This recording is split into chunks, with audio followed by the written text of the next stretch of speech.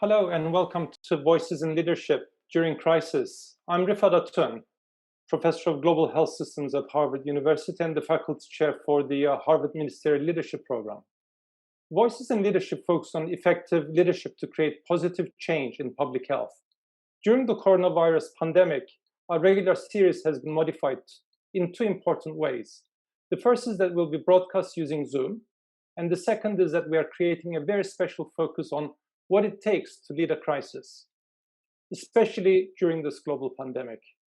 Today, we welcome Dr. Subramaniam Sathasivam, who is known as Dr. Subra, and we'll discuss with him the Malaysian response to COVID-19 pandemic. Dr. Subra has had a very distinguished career. He was the Malaysian Minister of Health from 2013 to 2018. Subsequently, he was appointed as the Minister of Human Resources for Malaysia from 2008 to 2013. He also served as a Member of Parliament in the Malaysian House of Representatives from 2004 to 2018. Dr. Subra, welcome to the program. Afternoon, Rifat. Malaysia has been very successful in containing the SARS coronavirus in this phase of the pandemic. By May 11th, Malaysia had confirmed 6,200 cases of infections and recorded around 109 deaths from COVID-19. The economy is gradually going back to normal. We see similar success stories in other Asian countries. For example, South Korea, Japan, Cambodia, Thailand, and Vietnam, with low levels of infection and death. I'd like to explore with you your views as a leader on what you consider to be the main ingredients of success in the fight against COVID-19. So let me pose you my first question. In extreme situations such as COVID-19 pandemic that affects health, economy, and the societal well-being of a country, how can leaders effectively balance politics and science? Thanks, Rifat. It's a good start. Let me put it very clearly that leaders ignore the realities of science during the management of pandemics of this sort at their own peril.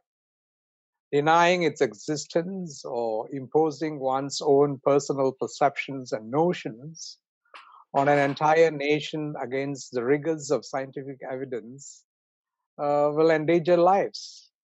And we have heard strange statements coming from leaders from different parts of the world, some denying its very existence, some believing that it will just disappear the way it came. And the reality of this is, if the reason behind this denial is politically motivated, the answer is such leaders are bound to face big backlashes, because as the pandemic evolves, there is going to be dissent, and which is going to translate into reduction of popularity and might be politically counterproductive. And the biggest issue, of course, is this kind of wrong notions might lead to reduced social compliance at a time when probably you need it most. So I think it's very important that leaders look at it in the perspective. If you take countries like Taiwan, for example, Taiwan, everybody expected will be the next Wuhan because of its proximity. But Taiwan, about its previous experience with the SARS epidemic, and then realizing what was happening in Wuhan, they actually took very proactive steps even before the virus landed on their shores, by visiting Wuhan, analyzing the situation, and putting in measures. So this kind of measures which are taken, recognizing the science behind this pandemic, has actually helped a lot of nations. Malaysia generally has done very well in the management of pandemic on our overall perspective. But we also had some setbacks in the beginning of this pandemic. The first case in Malaysia was noted in January the 25th. The first few cases all were people who came from China. And for the entire month of February, we were having cases. between 20 to 30 cases. And in the midst of that, in February 27th to March the 1st, we had a very huge religious gathering in Kuala Lumpur, involving nearly about 15 to 20,000 people, involving those who came from different parts of the world. And that has been an unfortunate point in this entire pandemic, because those people who came from overseas brought the virus along. And from that one particular cluster, we have nearly 35 to 40% of all our diagnosed cases actually come from that one cluster. So this is an example of how and we need to read the science and take the necessary steps at the appropriate time to prevent subsequent calamities. The other thing, of course, leaders faced with this pandemic have to make difficult decisions and tough decisions. When you do tough decisions as leaders, political leaders, you need something to fall back on. And that fallback is science. And if the fallback for leaders to make difficult and tough decisions is based on the bedrock of science, and that is going to be their protection. That is going to be the thing which is actually going to protect them. Yeah, so in essence, yes, thanks. No, I was going to say clearly the primacy of science is critical and the key ingredient. But we have not seen this in many countries. We are seeing a tussle between ministries of health or health authorities and ministers of finance or economy, or even leaders, presidents and prime ministers who want to open up their economies. So how does one balance science with internal politics and priorities? Yes, true. Well, we all know this whole, the initial trigger for this is a health crisis. But very quickly, this health crisis actually became a crisis involving the entire nation. So for the sake of simplicity, I will say this crisis has got three axes. One which I call the health axis, the other one which I'll call the economic axis, and the third which I'll call the social axis. And governments have got the unenviable task of balancing this axis.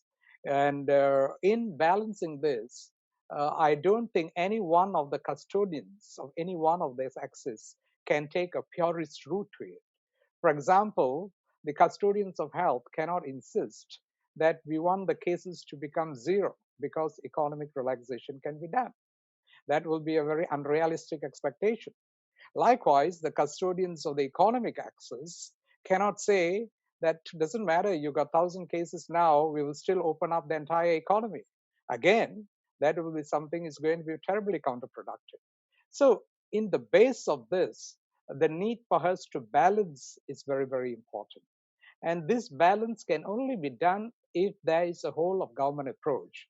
And if I were to give you an example of how this was done in Malaysia, Malaysia, there was three different levels of hierarchy in managing this pandemic. The first was the prime minister and the cabinet who were making most of the major decisions pertaining to what we call movement control order, or lockdowns as is known in other countries, making the decisions on economic restriction, social restrictions, and of course the economic decisions on how to assist the people. Whereas the Ministry of Health was entrusted with controlling the pandemic.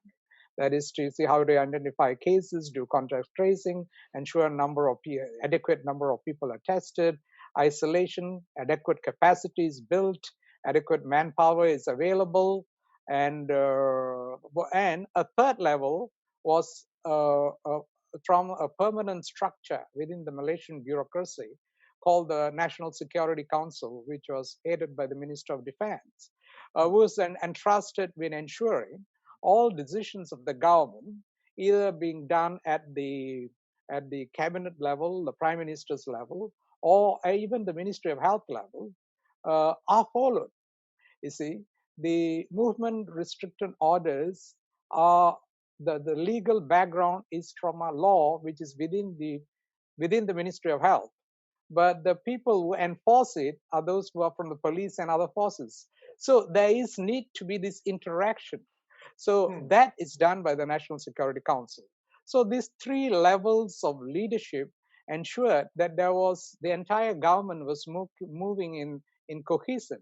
And this is very important, to have a cohesive government decision, well coordinated, avoiding duplication, and maximizing the utilization of all resources within the government, which I would say all moving towards a common goal with a single voice. And that is very, very important. So let me follow on that. So very, very important to have a whole of government approach, a unified approach, and the single voice and the single common good and common purpose.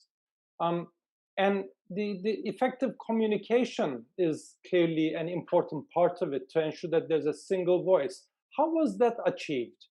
To ensure there was consistency, because in many countries we are seeing unclear messaging, inconsistent messaging, and this is terribly confusing everyone. True. And I think in the management of this crisis, communication is vital. It is actually probably central pivot to the correct management of this entire crisis. And you only establish trust amongst the people when the public know what the government is doing and the belief that the government is doing the right thing. And to ensure this, the government has to communicate. The government has to communicate. Doing alone is not enough. You need to communicate what you're doing. And this communication is also vital because now we are living in an age where there is a huge thirst for information. And failure to quench this thirst will lead to misinformation, a proliferation of misinformation, and of course, unnecessary speculation. And this communication is vital and it should be transparent. And it's important through this communication that the government shows that it's empathetic towards what the people are going through, and is doing everything possible to support them through the crisis. In Malaysia, this communication strategy was established again through the three levels. The Prime Minister came on many occasions to communicate all vital decisions. Every time there was a movement control order imposed, he came on to say why it was imposed and what was the need to do it and what is the expectation among the people and what are the economics which cannot function, rationalize them. Whenever there was a relaxation, he also came on to say why it's relaxed, why it's safe to relax, because it's important to also tell people it's safe when we relax this.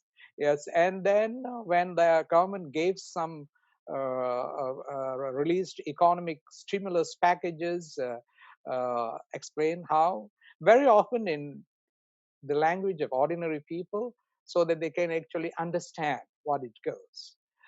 The other two levels of communication was by the Ministry of Health. The Ministry of Health, the Director General of Health, went on air every day at a specific time to inform the people the data, the number of cases, number of deaths, what is the capacity at all levels, and the evolution of the science, and field questions from the media. And similarly, the Minister of Defense was in charge of the National Security Council, also went on every day explaining what the whole of government is doing as far as all these various things goes. And again, fielding the press. So when you do this, you achieve a number of things. One, of course, you give very little room for misinformation. You also remove the need for speculation. You remove the need for speculation. And then as you keep on communicating, people are following what the government is doing. And in this process, develop trust in what the government is actually doing. Excellent. And yeah, please go ahead. No, I just wanted to sum it up by saying it also will remove the need for bipartisan politics. Because in bipartisan politics, when everything is clear, of course, there's no, you reduce the need for that kind of play. Thanks. Excellent. So whole of government response, but also on both sides of the politics, or many sides of the politics, depending on the country one is in. But communicating a clear purpose, clear goal for the country along the three axes: the science for health, and the economic as well as the social impact and measures to address these. But you mentioned trust, and I want to build on that. So in crises like these, it's very important to develop this trust so that the public do follow the messaging from the government, but also suppress fake news. How did you achieve this trust with the public in Malaysia? Like as I've already stated in my previous answer, when communication is accurate, transparent, and reliable over a period of time, that of course leads to the development of trust. And at the same time, people when you communicate the reality that this is what we can possibly expect in a week or 2 weeks or 3 weeks, and people are following it and seeing that these are being done towards that end, that also gives you trust. But I want to give you a more dramatic example of this whole issue. As you know, Malaysia is a predominantly Islamic country. And for Muslims around the world, this is probably the holiest part of the Islamic calendar. This is the month of fasting, the Ramadan month, which will culminate next week in the Shawwal, and the Muslims will be celebrating what we call Eid al-Fitr, or what is called as the Eid festival in other parts of the world. And this is a very important period. And this is a period of religious practice, religious austerity, prayers in the mosque, and at the same time festivities, bonding within families, bonding within friends. So when the government comes and says, look here, you during this fasting month, you can't go to mosque and perform your regular prayers, or the normal bazaars which you normally have, selling all the goodies which are related to the festival, will not be able to do. And worse, during the Eid al-Fitr festival, families cannot gather together the way they were doing it before. This is a very sensitive aspect. And for people to believe that, one, people need to realize that these decisions are being made for the common good, one. Number two, in making these decisions is important, government interacts with the other influences of decision, in this case, particularly the religious authorities, because there will be an anxiety within people. While they want to follow what the government is doing, with it, this is religiously right. And you need to allay this anxiety.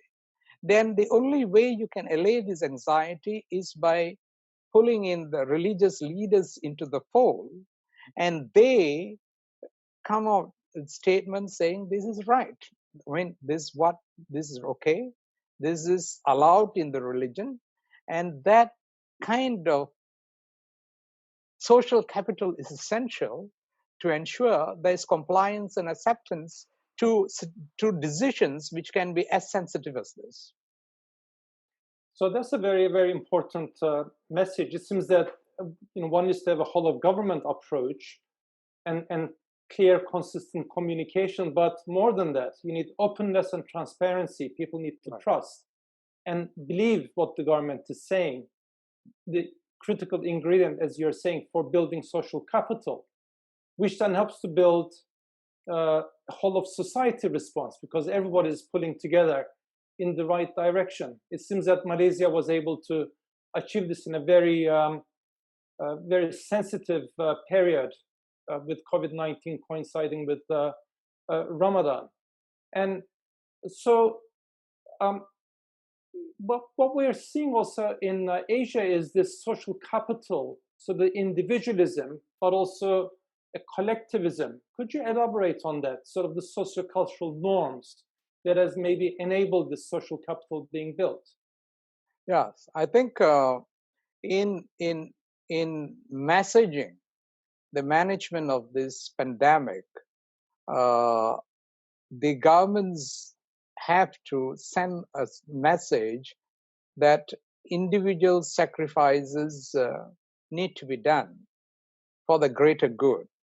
And in most of the Asian societies, this message is received, where the acceptance of the willingness to do sacrifice individual preference and in order to achieve a common goal for the greater good for the overall community. And this is something because at the end of the day, people realize that whatever is being done the virus can affect anybody. That's one important thing. It has infected the royalties, it infected prime ministers, it has infected ministers and everybody. So when everybody is vulnerable, so every citizen is also equally vulnerable. So for the common good of everybody, there must be a need for individuals willing to do some kind of sacrifice. And once this messaging is done, and within the cultural norm of actually accepting these sacrifices, I think the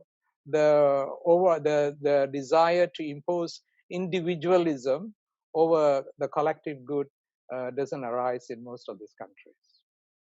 So so it seems that a whole of society response, but critical in that is balance of individual and collective responsibility and the strong sense of solidarity. So, yeah. So let me pick up a little bit on that, because in many Asian countries, as well as Malaysia, there are a number of at-risk groups that might be adversely affected by this pandemic. And I'll use the example of migrant workers, both registered and unregistered. And most of these workers live in highly crowded congregate settings, crowded conditions. What's been the response in Malaysia, in this collective and societal response in managing these at-risk groups? Right. Yes, this is a very touchy and interesting question, because what you say is true, because our neighbor Singapore, we was doing very, very well in controlling this pandemic in the early onset, till the virus actually was found in the foreign workers community. And since then, there has been an exponential increase in the number of cases in Singapore, contributed predominantly from migrant workers. And we also have had our share of migrant workers being infected in various settings within the country. So in managing this, we have to appreciate the dynamics of the migrant workforce within our part of the world. One, as rightfully you said, are those who come through the legal mechanism, they're registered, and they are within the ambits of the legislative framework of the country. Then there are those who have entered the country through illegal routes and live illegally. So as far as those who are legal are concerned, of course, there are legislated protective mechanisms to ensure that they're well taken care of, because they can be monitored and such protections can be enforced. But as the illegals don't fall under any of this, it's unfortunate, because then they won't have those necessary protections. As far as public health is concerned, in Malaysia, the Ministry of Health has always taken a stand that this legality will not matter as far as managing public health issues are concerned. So the Ministry of Health tests legals and illegals similarly. And if they are diagnosed, treat them in the same way. So there's no difference in that. Now, as far as there is, of course, different challenges which you face between the approach of the Ministry of Health and the approach of the Ministry of Home Affairs, because the Ministry of Home Affairs' responsibility is to ensure the sovereign borders of the nation, is to ensure that the country is protected from the influx of people entering into the country illegally and probably disrupting the socio-economic structure which is within the country. So this challenge has to be recognized and possibly has to be resolved within the country and between source country and receiver countries, so as to ensure that the fundamental human rights are available to all people. Excellent. So it seems that this solidarity very much depends on building whole of government and whole of society response. Trust and social capital is critical for an in-country response, but also across borders to develop inter-country collaboration. Right. So let's continue with the theme of solidarity. My last question, we're in the last 5 minutes. Again, strong health systems and public health functions have been critical in developing a rapid response and resilience to this response. And many Asian countries have been able to achieve that. What were the critical ingredients in relation to health systems and public health response in Malaysia to COVID-19? Right. If you were to understand the evolution of the public health system in Malaysia, which evolved even before we got independence from the British, it focused mainly on two different agendas. One was ensuring optimal maternity and child health care, and the other one was ensuring capacity to control infectious and contagious diseases. So the health system was structured to manage these two at different levels, at the federal level, the state level, and the district level, and a very integrated structure which reaches until the villages in the far ends of the country. So, and with that understanding and the experience of this health structure in dealing with infectious diseases before, like malaria, tuberculosis, filariasis, we had a great experience in dealing with the Nipah virus, and then subsequently our yearly management of the dengue viral infections. All this has created a system. Of course, in all of this, you will appreciate central to them is identifying the case, knowing who the contacts are, tracing the contacts, testing the contacts, isolating people who should be isolated, providing treatment, doing environmental control, managing vectors. So the system is the same. When it comes to COVID, is in essence, you need to do the same processes. So you already have a structure which is able to do that, and you have the physical infrastructure to be able to do that. You have the manpower who are trained to do that. So faced with this, all you got is to duplicate it, multiply it, so it can actually meet up to these new challenges. So from this, in my concluding remarks, Rifat, will be, nations probably should learn from this pandemic to invest in public health systems. You cannot wait for a pandemic to come to develop a public health system. You need to have a system which is responsive to this crisis.